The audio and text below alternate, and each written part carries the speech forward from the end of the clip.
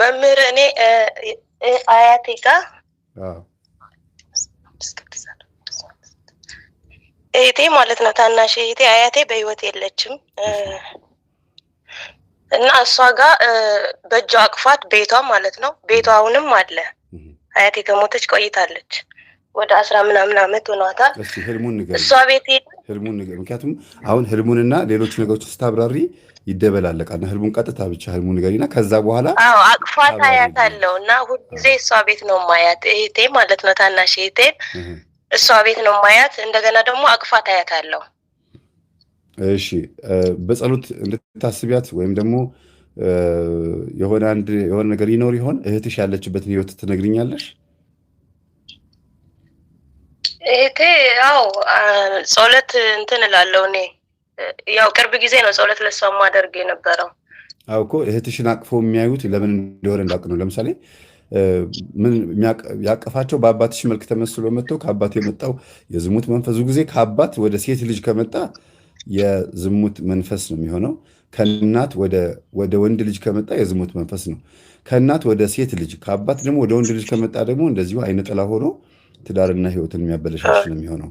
የዝሙት መንፈስ ሊሆን አይችልም። ግን አሁን አንቺ አያት እህቴ አሁን ያለችበት ህይወት ያው ስጋው ደግሞ ወስዳለች። አንደኛ አያትሽ ሴት አያት ነው ወንድ አያት ነው ያያችሁ?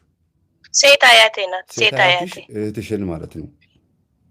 አዎ አሁን ከአያትሽ ጋር የምትኖረው እህትሽ እዛው ነች? አያቴ በህይወት የለችም። በህይወት የሉም። አሁን በህይወት ከሞቱ በኋላ ነው ይሄን የምታየው ማለት ነው? አዎ በጣም ረጅም ዓመት ሆኗታል አያቴ ከሞተች። ከ10 ምናምን ዓመት በፊት ነው አያቴ የሞተችው። ግን አሁን ቅርብ ጊዜ ነው እንደዚህ ማያቴ እህቴን።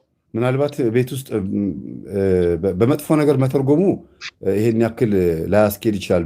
መጥፎም ጥሩም ለማለት ግን የሚያስኬደው እናትሽ ባዕድ አምልኮ ያመልኩ ከነበረ መንፈሱ ዛሩ ነው። ልክ አያትሽን እንዳኖራቸው ማረፍ የሚፈልገው ማላይ እንደሆነ እያሳየ ነው። እህትሽ ላይ ማረፍ ነው የሚፈልገው። አይ በጸሎት አስቢኝ እያሏትም ሊሆን ይችላል። አቅፈዋት ካዩ ሁልጊዜ በጸሎት አስቢኝም ከሆነ ልጅቷ ጸሎተኛ ከሆነች የበለጠ በስግደት በጾም በጸሎት እንድታስባቸው ይሆናል። ግን እህትሽ ያለችበት ሁኔታ እንድትነግሪኝ ፈልጌ ነው። እህቴ አሁን ያለችበት ያው ስጋው ደግሞ ወስዳለች። በትዳር ነው የምትኖረው። ግን አያቴ መለኩሴ ናት። መነኩሴ ናት። ምልኩስና ወስዳ ነው ወደው እንደመለኮሰች በአንድ ወር ነው በ2 ወር እንደዚህ ነው ያረፈችው። ስለዚህ እሷ አስታያለች። እህትሽ ራሷ እንደዚህ ታያለች? እህቴ አታይም። ግን እኔ ደውዬ ነፍስ ይማር ብለሽ ስጪ ይላታለሁ። አንቺ ታያለሽ እንዴ ስላት አላይም አለችኝ። ግን በጣም ፈራለሁ እኔና ደውላለሁ ወደው። አይ የሞተ ሰው ብዙ ጊዜ ቤት ውስጥ ያለን አንድ ሰው ይዞ ሲወጣ በእጅ ይዞ ናኒድ ብሎ ይዞት ሲሄድ ከታየ ያንን ሰው እየጠራው ነው። ሞት ነው፣ የሞት መንፈስ ነው ወይም ደግሞ መላከ ሞት ነው የሚባለው። ግን መጥተው አቅፈዋት ቁጭ ካሉ የሚያሳየው መንኩሰውም ከሞቱ ልጅቷም የቆረበች ከሆነች በትክክል ልጅቷ አልነቃች ይሆናል እንጂ በጸሎት አስቢኝ ማለታቸው ነው።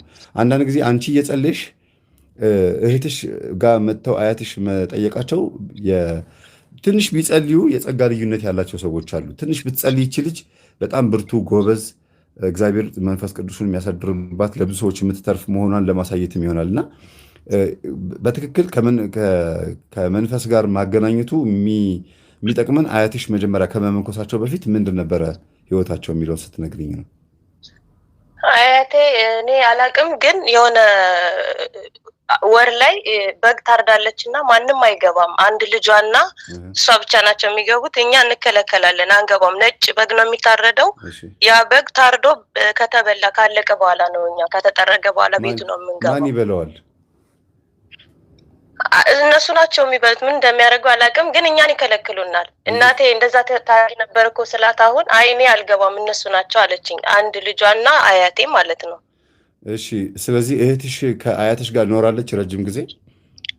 አዎ እሷ ናት አብራት የምትኖር የነበረው። ግን ማያቸው በቃ ኖርማል በፊት አቅፋት እንደምትተኘው ነው። በቃ ተኝተው ቦታው ራሱ ቦታ ላይ ተኝተው ነው ማያት። ምናልባት አያትሽን ያመነኮሰው የጠቋር ከሆነ እንዲያው በደፈናው መደምደም ባይቻልም ጠቋር ያው ተናገር ያለው ምንኩስና ላይ ያደፋፈርን አውቆ ያመነኩሳል እና ያ ልክ አያትሽ ሲመነኩሱ ፈርቶ ሸሽቶ ደንብሮ የመጣውም ወደ እህትሽ የመጣው መንፈስ እህትሽ ላይ አርፎም ሊሆን ይችላል። ያንን መንፈስ እህትሽ መዋጋት እንዳለባት እያየሽም ሊሆን ይችላል። አንቺ ራስሽ ትዳሯ ላይ ችግር የሚፈጥር ደፋር መንፈስ ከባሏ ጋር እንዳትስማማ የሚያደርግ ወይ ከልጆቿ ጋር ብቻ በአጠቃላይ ትዳሯ ላይ ከስጋ ወደሙ ጋር በተገናኘ ልክ ባለፈው እንደነገርኳችሁ የኔ ጠቋር እኮ ቆራቢ ነው፣ ጸላይ ነው፣ መዝሙር ደጋሚ ነው ይላሉ እና ያመነኮሳል ብዬ ተናግሬያለሁ። ግን ይሄ ማለት የእግዚአብሔር መንፈስ ቅዱስ የለም ማለት ሳይሆን አያትሽን አደፋፍሮ ስጋ ወደሙ እንዲቀበሉና እንዲመነኩሱ ያደረገው መንፈስ ወደ እህትሽም ደንብሮ መጥቶ እህትሽንም ሊጎዳት እንዳይሆን መጠንቀቅ አለብሽ። አምነሽበት ነው። ከቆረብሽ በኋላ የምትሰሪው ኃጢአት አለ ምንድን ነው? ከቆረብሽ በኋላ ምን ያስቸግርሻል ብለሽ እህትሽን መጠየቅ አለብሽ። ከቆረበች በኋላ ከባሏ ጋር ያላትን ህይወት ቼክ ማድረግ ነው። በደፋርነቱ ገብታ ከሆነ ዝም ብሎ እንደው ቆረብክ ወይም በቁርባን ተጋባሁ ለማለት ሳይሆን ከቆረበች በኋላ ወይም በትዳር ውስጥ እያለች ቁርባኑን በእርግጥ አይረክስም፣ ግን ራሷ እንዳትረክስ ሊያደርግ የሚችል ስራ ምንድን ነው እየሰራች ያለችው? መደፋፈር ከሩካቤ ጋር በተገናኘ ከአኗኗር ጋር ከገንዘብ ጋር ከአስራት ማውጣት ጋር በተገናኘ ከጸባይ ጋር በተገናኘ ከጎረቤት ጋር በተገናኘ ስጋው ደግሞ ከተቀበለች በኋላ ያላት ህይወት ምን አይነት ይመስላል ብለሽ ቼክ አድርጊያትና ለስጋው ደግሞ የማይመች ህይወት እየኖረች ከሆነ አያትሽ ላይ የነበረው ጠቋር መንፈስ አሁንም እዚህ አለ። በነገራችን ላይ ነጭ በግ ረዱልኝ የሚለው ጠቋር መንፈስ ነው። ከክርስቶስ ጋር የአምልኮ ግፊያን የሚጋፋ መንፈስ ስለሆነ ነው። እና ይሄን ቼክ አድርጊ። ጠይቄያታለሁ ይሄንን እና በሁለቱም በበጎም በዚህኛውም ቼክ ማድረግ ያስፈልጋል። እሺ መምህር። እሺ ሌላ ደግሞ አንድ እኔ ማለት ነው የሆኑ ነጭ አሞራ ናቸው። ትከሻ ላይ በጣም ይጫኑኛል፣ መንቀሳቀስ አልችልም። ልክ ክብደታቸው እንደ ብረት ነው። ቅዱስ ሚካኤል እና ድንግል ማርያም ስዕል አድኖ እንደዚህ እንደማየው ማለት ነው እንደማያቸው ስዕል አድናቸው ፊት ለፊቴ ሲመጡ እነዛ አሞራዎች ለቀውኝ ይሄዳሉ። በጣም ተጭነኝ መንቀሳቀስ እና ወደው ነቃለሁ። ስዕሉ ፊት ተበርክከሽ ቁጭ ብለሽ በነበርሽበት ሰዓት ነው አሞራዎቹ የሚመጡት ወይስ መጀመሪያ አሞራዎቹ ነበሩ? መጀመሪያ በጣም አሞራዎቹ ተጭነውኝ ነበር። ልንቀሳቀስ እየፈለኩ ግን መንቀሳቀስ አልችልም። ልክ እነሱ ፊት ለፊቴ ሲመጡ ድንግል ማርያም እና የቅዱስ ሚካኤል ፊት ለፊት ሲመጡ ለቀውኝ ይሄዳሉ አሞራዎቹ። እንግዲህ ምናልባት ይሄ በብዛት ከደብተራ የሚላክ መንፈስ አለ። ስዕሉ ፊት ሆነሽ በምትጸልይበት ሰዓት በህልም ማለት ነው አይደል የምታየው እንጂ በህልም እንደዚህ ማየት የሚበሩ ነገሮች አሞራዎች ምናምን ነገሮች እንደዚህ ማየት በመናፍስቱ ዓለም የአንደርቢ የጥላ ወጊ ወይም ደግሞ የደብተራ መተቶች ምልክት ነው። በኖርማሉ ግን ህዝቡ የሚፈታው የሚበሩ ነገሮች መጥተው ካስጨነቁና ከተጫኑ ከሰው የሚመጣብሽ የሆነ አንድ ኃላፊነት እንዳለ ነው የሚያሳየው። ከሌላ ሰው የሚመጣ ኃላፊነት እና ወደ እግዚአብሔር ስትጸልይ ያ ችግር ይነሳል፣ ያን ችግር ታስወግጇለሽ ማለት ነው። ሁለት ፍቺ ነው ያለው። እንደ ዓለማዊ ስትፈችው መጥቶ አንድ የሚጫንሽ በራሪ ነገር መጥቶ ላይሽ ላይ ቁጭ ካለና ከተጫነ የሚሰጥሽ የሆነ ኃላፊነት አለ። ሹመት ሺሞት ነው ይባላል አይደለም በአባባል እንኳን እና በቤተሰብ በኃላፊነትም በሆነ ነገር ያ የምትቀበየውን ኃላፊነት ግን መምራት እንደሚያቅትሽና እግዚአብሔር ማነው ድንግል ማርያምና ቅዱስ ሚካኤልን ረዳት አድርገሽ በምትጠሪበት ሰዓት ያ ችግር ተነስቶ እንደሚወገድልሽ ወይም ደግሞ ዓለማዊ በሆነ መንገድ እንተውና በመንፈሳዊ ስንመጣ የተላከብሽ መንፈስ አንቺን የሚያስጨንቅሽ መንፈስ በእነዚህ ታቦቶች ነው ቃል ኪዳንሽ ቢፈጸምልሽ። እግዚአብሔር አንቺን የሚረዳሽ በእነዚህ በኩል ነው። ግልጽ ነው። ምንም ድብብቆሽ የለውም። በነገራችን ላይ አንዳንድ ህልም ፍቺ ያስፈልገዋል፣ አንዳንድ ህልም ደግሞ ግልጽ ነው። ያንቺ አሁን ምንም በቃ ሽፍንፍን የለውም፣ ግልጽ ነው። ግን አሞራው ነጭ መሆኑ የሚያሳየው ወዳጅ መስሎ የሚያጠቃ ከአንቺ ጋር የሚንቀሳቀስ የሆነ ሰው ነው ማለት ነው። በጣም አጥብቀሽ በምትጸልይበት ሰዓት የሚርቁሽ ሰዎች አሉ።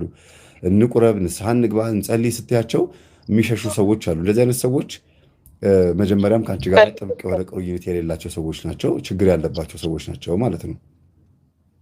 ማንም ያናግረኝ የሚገርምህ መምህር ጸሎት እንደዛ ከጀመርኩ በኋላ ማንም ካጠገቤ የለም፣ ማንም ሰው እና ከአንድ ሁለት ጊዜ ደግሞ አንተን በህልሜ አይካለው። አንደኛው እንኳን ጠፋብኝ። አንደኛው ወጣቶች ናቸው ሊደበድቡህ፣ ነጭ ጋቢ ለብሰሃል፣ መጽሐፍ ይዘሃል እና በጣም ገደል ነው ከኋላ ይከተሉሃል እንዴ መምህራችን ሊደበድቡ ነው የሚከተሉት እያልኩኝ እኔንም እንዳይደበድቡኝ ብዬ እየዞርኩ አያቸዋለሁ እና ከዛ እነሱ አላዩኝም ብዬ ግን አይተውኛል። አንተን ትተው ደግሞ እኔን ያሯሩጡኛል እነሱ ማለት ነው። አየሽ ጉዳዩ ወደ አንቺ ዞረ። ለምንድነው ወደ አንቺ የዞረው? መጀመሪያ እኔን አይደለም ያየሽው። እኔ ውስጥ ያለውን አስተምህሮ ወደ እናንተ ያሰራጨሁት ትምህርት አንቺ ውስጥ አለ። ስለዚህ እኔን እየተቃወሙኝ ነው ማለት አንቺ ውስጥ ያለውን የኔን አስተምህሮ የሚቃወሙ አንቺ ቤት ውስጥ አሉ፣ ቤተሰቦችሽም ሆኑ አንቺ ዙሪያ ያሉ ሰዎች ማለት ነው።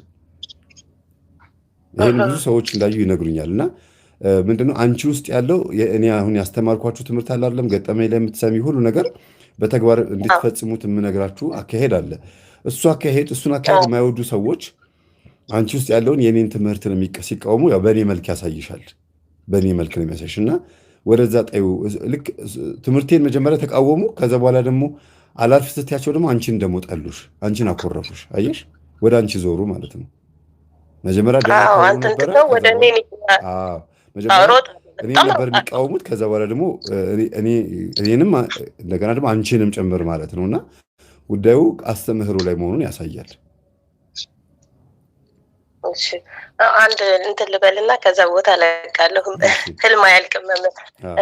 አንድ ጊዜ ደግሞ አባታችን አባ ዮሐንስ መስቀል የፋሲካ ቀን ነው። ከክፍለት መጥቼ ሶፋ ላይ ገደም ብዬ ነው። መጀመሪያ የሆነ ወንድ ሊደፍረኝ ይታገለኛል። ትንሽ ልብ አድርጎኝ ነው። ቀን ላይ ነው። ሄሎ እንግዲህ መተናል፣ ተመልሰናል። ዋይፋይ ዘግቶ ነው፣ ምንም ማድረግ አይቻልም። አጋጣሚ እንግዲህ ዛሬ ማለቂያው ነው መሰለኝ። በካርድ ነው የገባው።